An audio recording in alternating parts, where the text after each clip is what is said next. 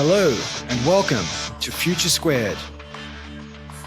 Stephen Hawking once said that intelligence is the ability to adapt to change, so let's adapt.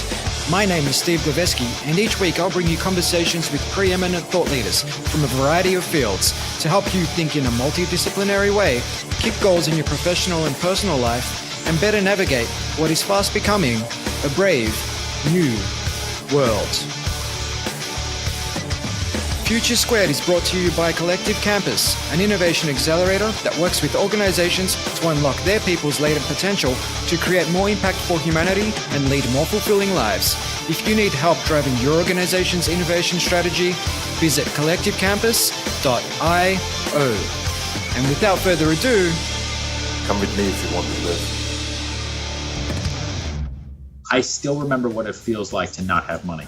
I still remember what it feels like to have that card decline that day, and it freaks me out. And I never want to go to that moment, and I never will. That's my wall that I'm up against every day. Is I better work my ass off, because before you know it, you could snap your fingers and you could be back there. Welcome back to Future Squared for episode number 334 with Ryan Serhant.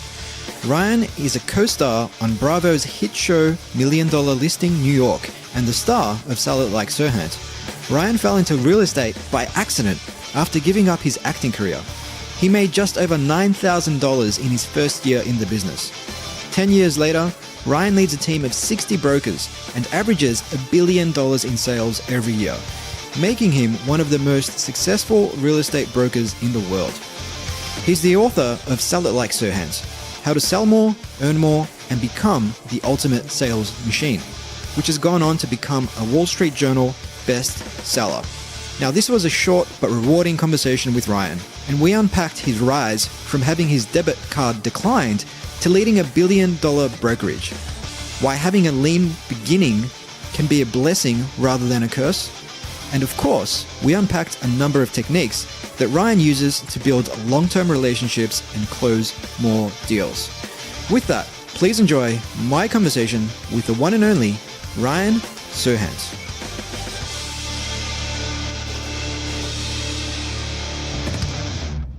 Welcome to the show, Ryan.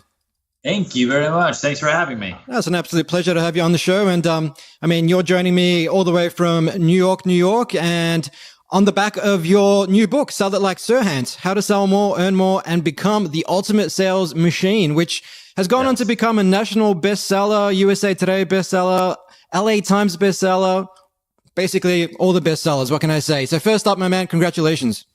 Thank you very much. I appreciate it.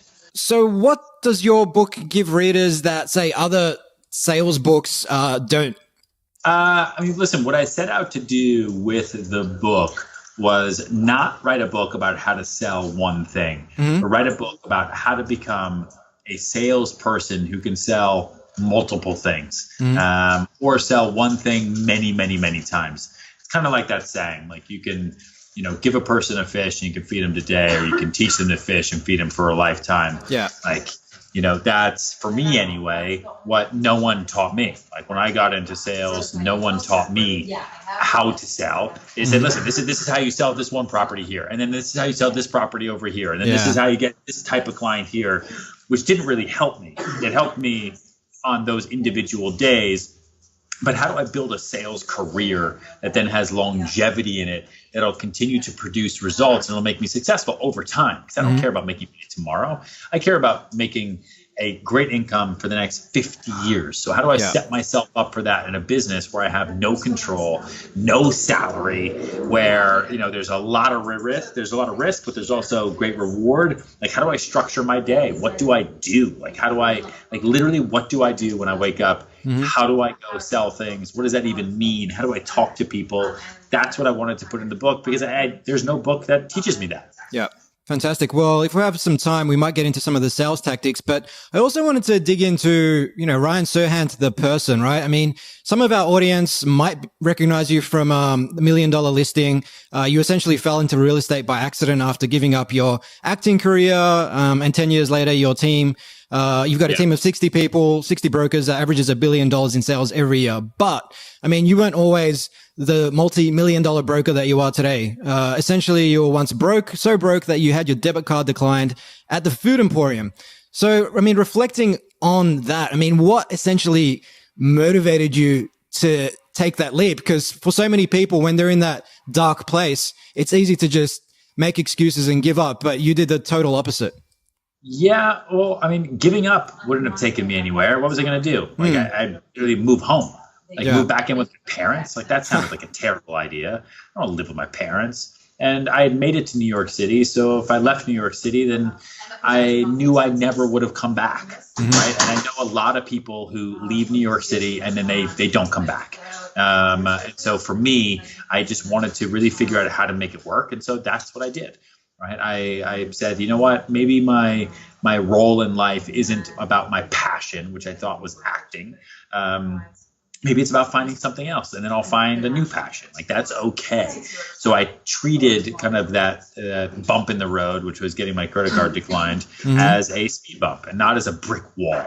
Like, a lot of people have those moments and then they're down in the dumps and they're negative and they're sad and they're depressed, and they treat it like that. They treat it like a brick wall, and then they move home or they throw in the towel or they quit. For me, it was like, all right, this is a pretty shitty speed bump. But it's okay. I'm going to figure it out. Tomorrow's a new day. Like, I'm not dead, right? I'm healthy. I'm on my 2 feet. I will figure it out. And that's how I was able to push myself to move forward. And it wasn't easy, and it didn't happen overnight. Like, for a year and a half, I was living kind of paycheck to paycheck, month to month, super stressed out about rent, right? Every single month. Yeah. And after a year and a half, I kind of had like 2 months of rent saved up, then 3 months, then 4 months. Then I got a good deal, and then I had a year's worth of rent saved up. And slowly but surely, we built from there. Yeah, fantastic. And I love the fact that you focused on the positives while you were in that place, you know, focusing on your health and what you did have rather than just what you don't have, which is very easy for a lot of people to do, just that negativity bias. You know, focus on the positives, and that can push you forward. And I guess I see this play out now with a lot of entrepreneurs, particularly in the startup world. You know, they might raise funding very early on in the piece, and that can be more of a curse than a blessing. And I guess in your case, I mean, you had what can only be described as lean beginnings. I mean, how do you think those lean beginnings have influenced the way you go about managing your business and your relationship with money today? Yeah. It's helped me a lot, because I can adapt and I can move and I can stay flexible, and I don't have to answer to anybody. You know, like, I don't have debt for anyone other than like the homes that I own. Like, there is no one that I need to pay back. There's no one I need to answer to other than myself every single day. Now, you know, I'm married, I have a baby, so my family, I guess. But it's really, you know, myself, the person I look at in the mirror every day. That's the person that I answer to. That's the person I have to pay back, and myself in the future, right? Which I talk a lot about in the book. Like, that's the person that I'm really trying to impress and work for, is that guy, because before I know it, I am going to be that guy.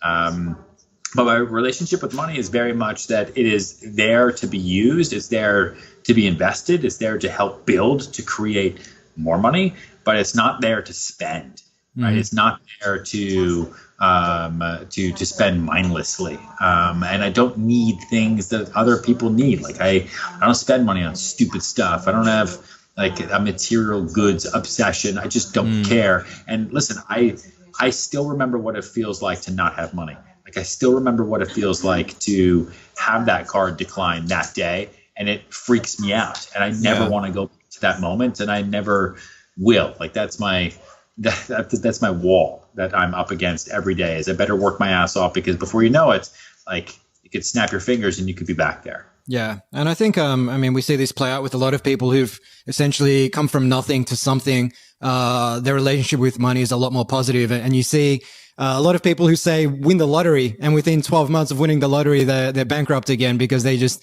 go out and, like I said, they just spend it on material goods, and they just don't have a positive relationship with money. So, those lean beginnings can be very, very, valuable.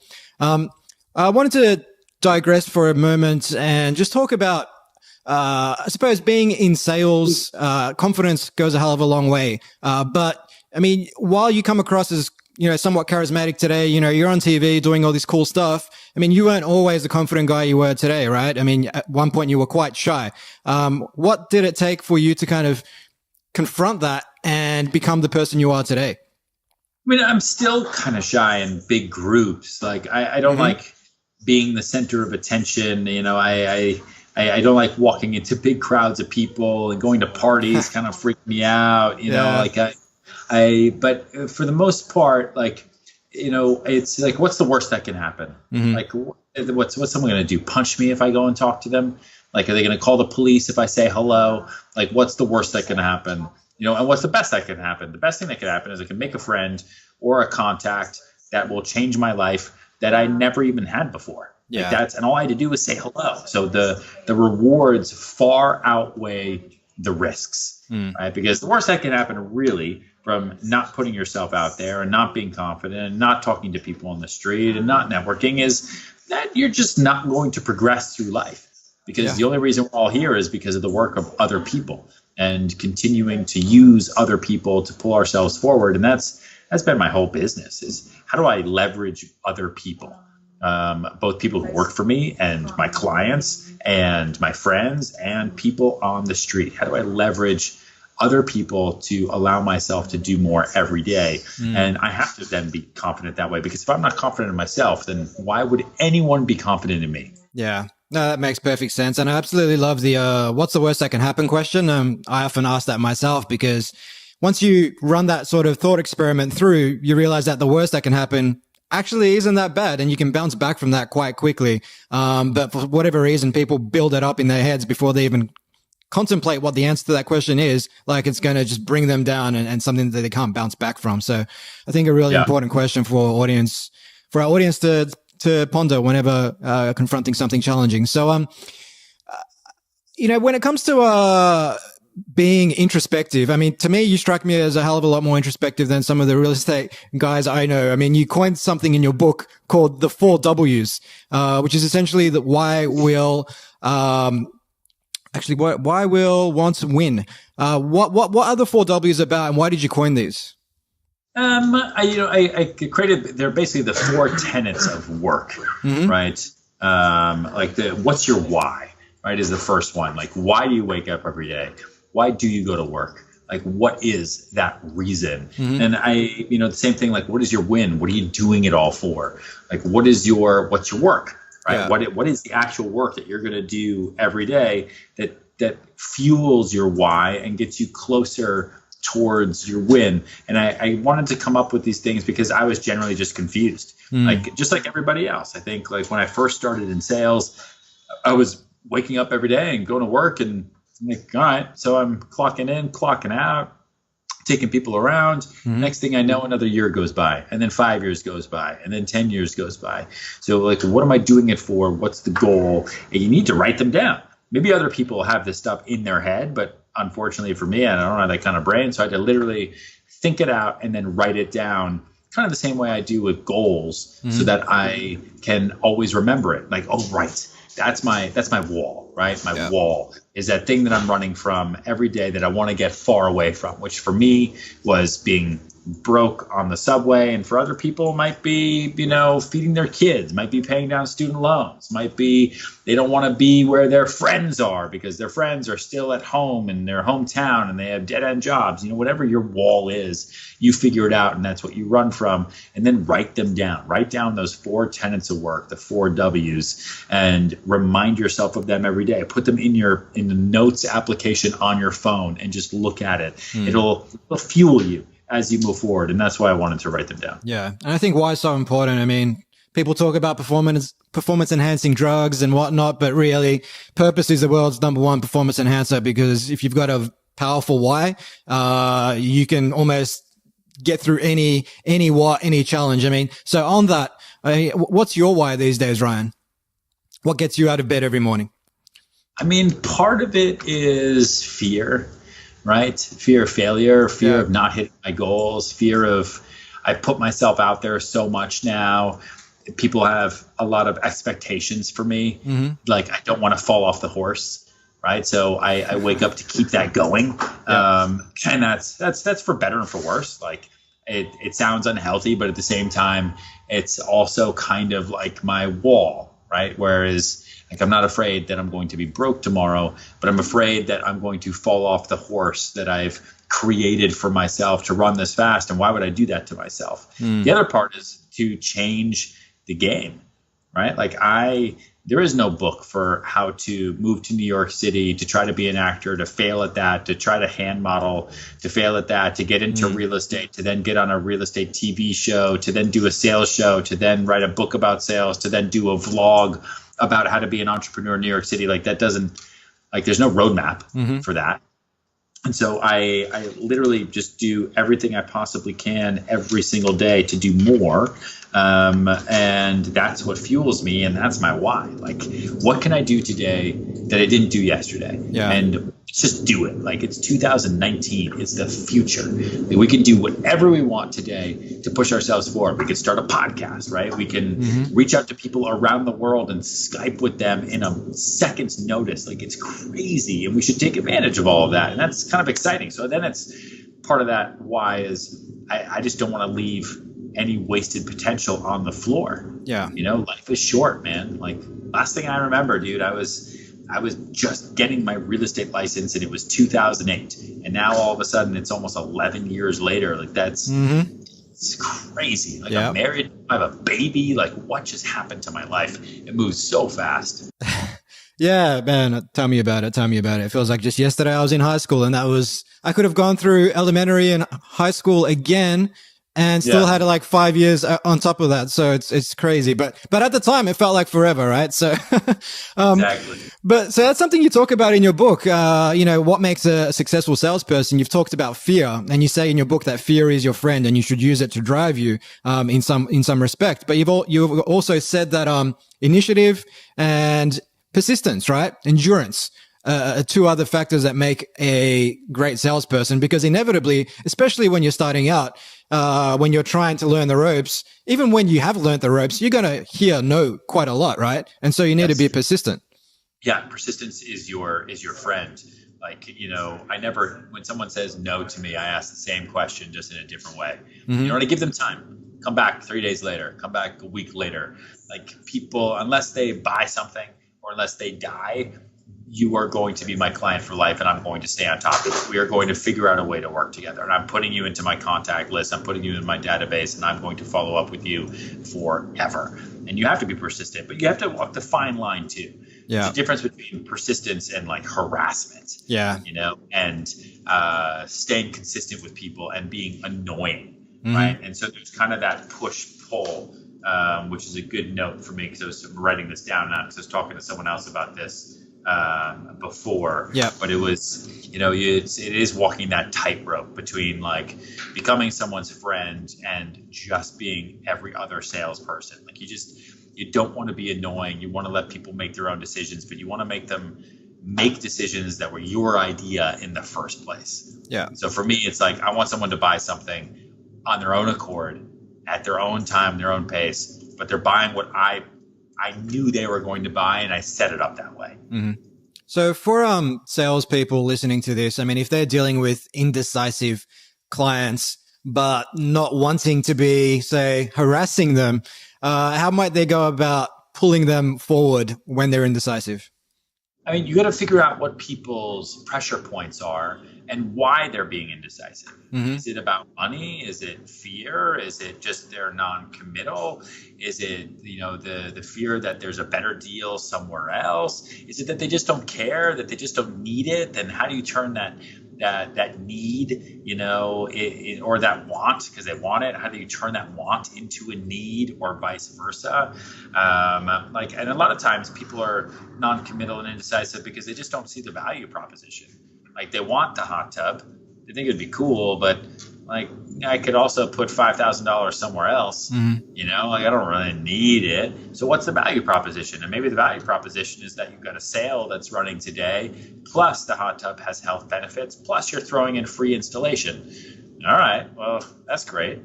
And you only ever have to make those concessions on deals when you're trying to get someone off the fence or to get an indecisive client to make a decision. When the market's hot and what you're selling is just running through the stores and you can't even hold product, then you don't care, right? There's no reason to give free installation for your hot tubs or reduce commissions on your sales if you're a real estate broker or something like that. So it's the ebb and flow of the marketplace, listening to it very carefully and then giving in when you need and pulling back when you need. Yeah. And I think you nailed it with value proposition, because so many marketers and sales people might think that it's a sales problem. It's my sales approach, or it's a marketing problem, but more often than not, maybe you're just dealing with the wrong customer and they just don't see the value proposition and you're wasting your time.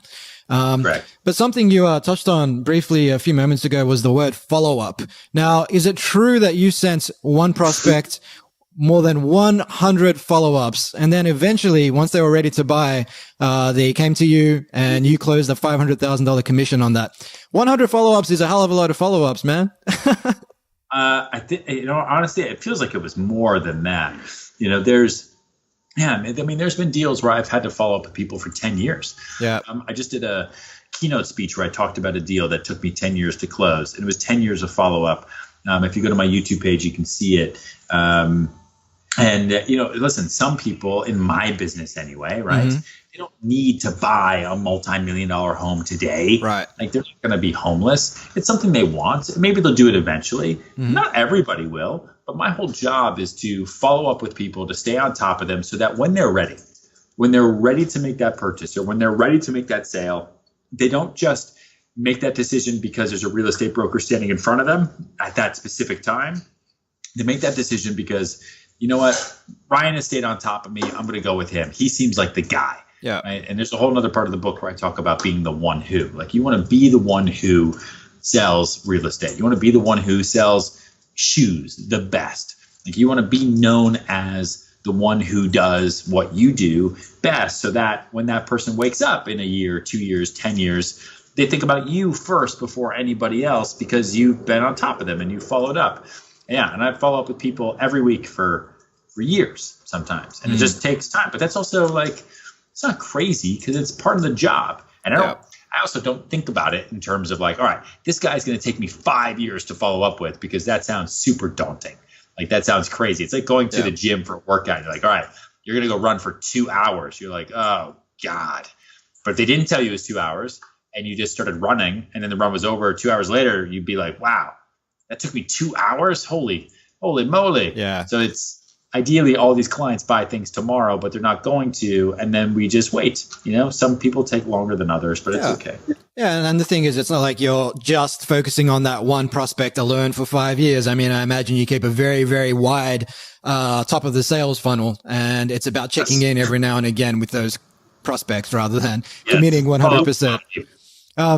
So, I mean, another thing you talk about in the book, not only the follow up, but you talk about the follow through, which is doing what you say you're going to do, but then the follow back. And you say that this last step, the follow back, is what separates super achievers from average salespeople. Why is that? And because a lot of people just they get the deal done and then they walk away. Mm-hmm. Right. And for me, like, and I described it in the book, like a game of golf, right? Like, the follow back is then going up to the ball that you already hit, as long as you hit it in the right place, and then hitting it again. Because everybody has other ways of giving you business. So that follow back, it produces referral business. That follow back produces the fact that that guy who you sold that thing to is going to think about you when they bump into somebody else tomorrow on the street, or when they're on the subway, or when they're talking to their parents, or they're talking to their friends.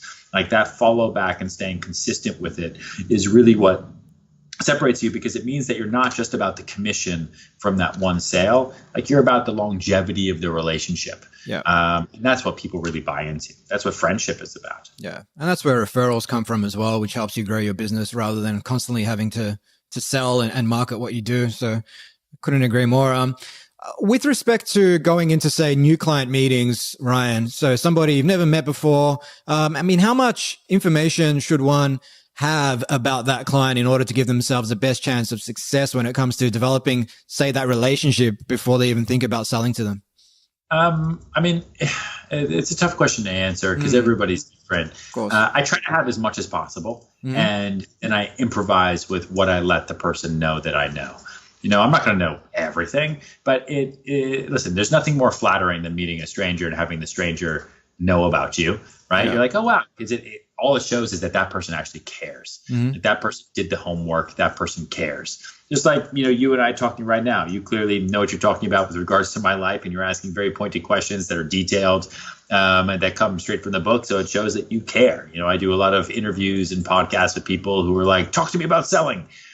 And they leave it at that. And it's like, all right, man, you don't really care. You just wanted to get me on, and that's fine, I guess. But, I'm not nearly as enthused as I am talking to somebody like you who's actually done their homework. Yeah. Because it means something. And life is all about relationships.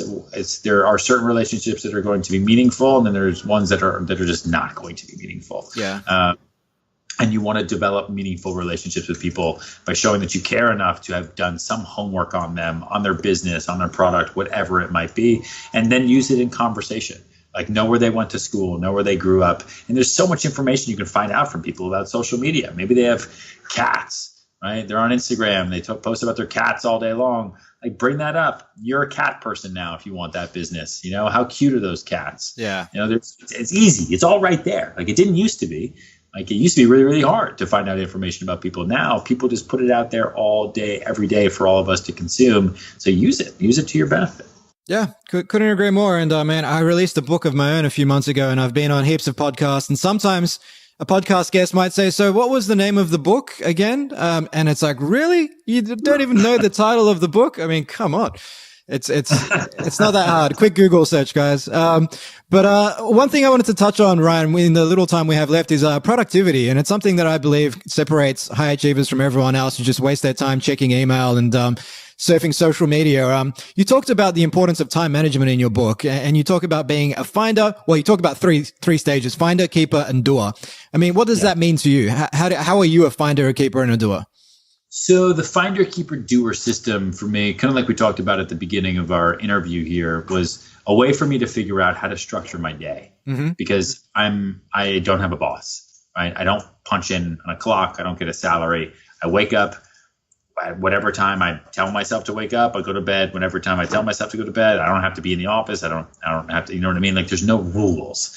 And I think for some of the most successful people who are out there, that's the way that it is for you, right? Like, like life is a lemon. Like, you squeeze it however much you possibly can. And so the finder, keeper, doer method was me figuring out that I needed some sort of structure, because then I would show up at the office at 8 a.m. or whatever time it was, and I wouldn't know what to do. Like, what do I do? How do I make money today? How do I get clients? Do I post ads on the internet? Do I go to the street? Like, what do I do? And then a lot of salespeople, especially real estate agents, then can get busy with individual clients. They'll post ads somewhere. They'll meet a client. They'll run around. And then they spend the next year running around with their head cut off like a chicken, with no form or function to the process of the work that they're doing every day.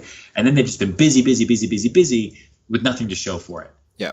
And then there's a lot of people who then wake up 50 years later feeling the same way. So finder, keeper, doer was a way for me to say, okay, you know what? I'm going to give structure to myself the same way a massive corporation would. They have CEOs, CFOs, and COOs. I should have the same thing for my own business. So in the mornings, if my calendar is completely clean, from 8 to 10 a.m., I'm going to be the finder, and that's going to be the CEO of my own business. That means I'm only going to sit there and focus on how to find my own business. I'm going to prospect business. I'm going to go after new leads. Like, what would a CEO do? And then let's say from 12 to 1, I'm going to be the keeper, which is the CFO. Like, that's the person I'm then thinking about the money, advertising dollars. If I have $10 to spend, can I put that into postcards? And then I'll write the postcards. Like, what can I do with that? And then the rest of my day, I'll be the doer, which is the COO, which is the operations. That's the foot soldiers. That's me then stamping those postcards and doing the door knocking that I told myself I was going to do during the finder time. That's me running around all day long. And when you first start in business, you spend most of your time as a doer. You're doing a lot of the work. You're painting the apartments, you're stamping the mailers, you're running around, you're buying the microwaves. And as you get more successful and build up, you'll spend more of your time as a finder, which is what I do now, and less of your time as a doer, because you'll have other people to leverage off of who can do that work. Yeah, beautiful. Absolutely love that. And on being a a finder and I suppose staying on top of your game, do you have a particular approach to managing your energy levels? Like, do you hit the gym every day? How do you stay on top of your sort of physical game?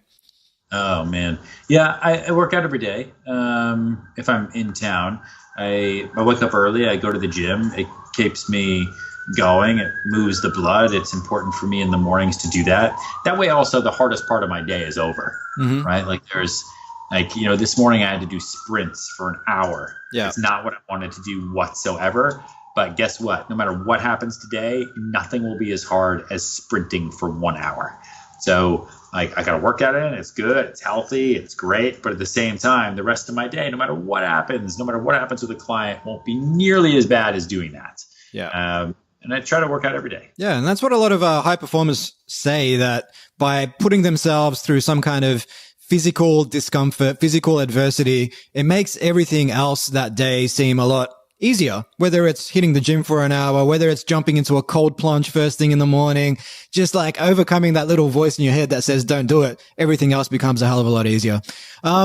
So finally, I read that you were thinking about calling your newborn son Socrates. Did that come to fruition, Ryan?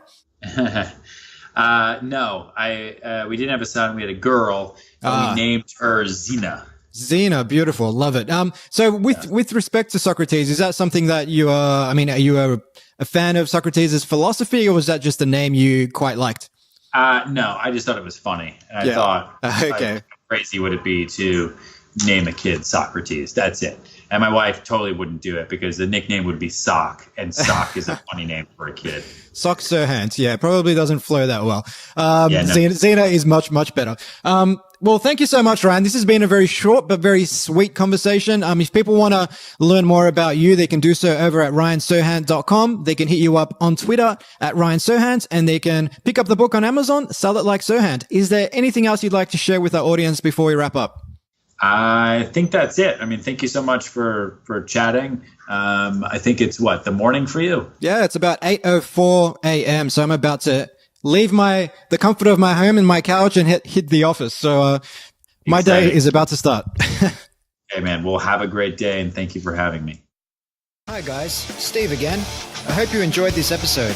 If you'd like to receive a weekly email from me, complete with reflections, books I've been reading, words of wisdom, and access to blogs, ebooks, and more that I'm publishing on a regular basis, just leave your details at futuresquared.xyz/subscribe and you'll receive the very next one. If you're picking up what I'm putting down, take a minute to like, share, or subscribe on Apple Podcasts, Google Play, Spotify, or wherever you get your podcasts. It goes a long way to giving the podcast the exposure it needs so I can continue bringing you guests and conversations of the highest caliber. You can catch me on Twitter at Steve Gwibeski and on Instagram at TheSteveGwibeski. Until next time. Hasta la vista, baby.